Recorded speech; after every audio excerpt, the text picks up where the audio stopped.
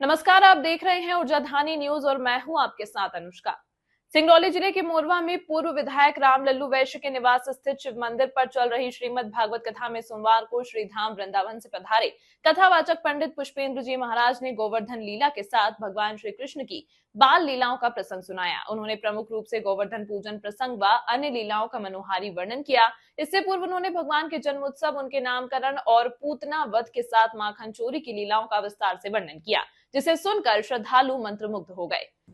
उन्होंने कहा कि भगवान ने अपनी लीलाओं से जहां कंस द्वारा भेजे विभिन्न राक्षसों का संहार किया, वहीं ब्रज के लोगों को आनंद प्रदान किया। कथा के दौरान महाराज ने गोवर्धन लीला की कथा सुनाई। उन्होंने कहा कि इंद्र को अपनी सत्ता और शक्ति पर घमंड हो गया था।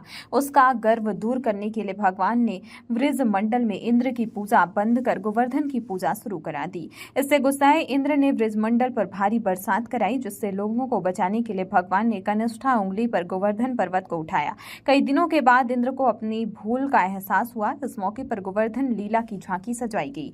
कथा के दौरान गोवर्धन पूजन का उत्सव उत्साह के साथ मनाया गया। संगीतमय कथा के दौरान भजनों पर पंडाल में उपस्थित पुरुष और महिलाएं अपने आप को थिरकने से नहीं रोक पाई और प्रभु भक्ति में जमकर झूमी। इस अवसर पर सभी भक्तों ने गोवर्धन भगवान की झांकी पर भोग लगाकर आशीर्वाद लिया, जिसके बाद कथा का समापन हुआ। कथा समापन के बाद भागवत जी की आरती की गई, जिसके बाद सभी भक्तों को प्रसाद वितरण किया गया। इस दौरान श्रीमद् भागवत कथा में जजमान पूर्व विधायक राम लल्लू वैश्य व उनकी पत्नी गुलाबी देवी के साथ पुत्र पीएन वैश्य, बद्री नारायण वैश्य के साथ सुमित वैश्य, पुनीत विकास, महेंद्र भोला, सिया सोनी समेत क्षेत्र के गणमान्य नागरिक मौजूद रहे।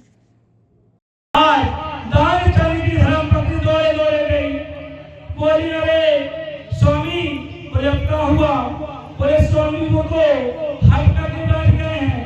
कहते हैं कि जब तक मेरा यजमान ठीक न हो जाएगा तब तक मैं महाराज जाऊंगा नहीं।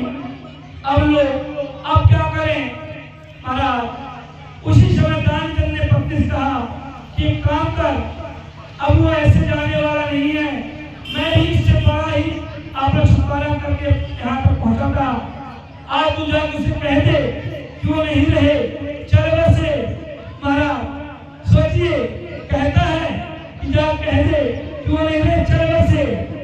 महाराज उसने बड़े ही प्रांगत हासिल कर रखी थी शोषण रोकने में। आज जैसे ही दानचंद की पत्नी वहां से जाती हैं और कहती हैं, और भी कैसे महाराज? हमने कहा ना जैसे को तैसा हो जाता। खबरों में फिलहाल इतना ही। बने रहें ऊर्जाधानी न्यूज के साथ।